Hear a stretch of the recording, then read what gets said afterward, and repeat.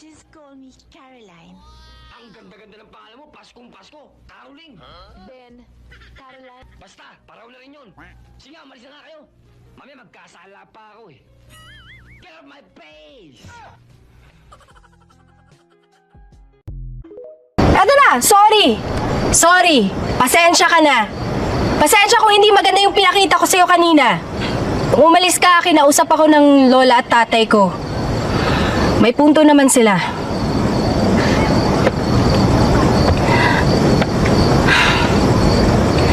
Alam mo, sa tingin ko hindi ka naman talaga masamang tao eh. Diba sinabi ko nga sa'yo, idol kita.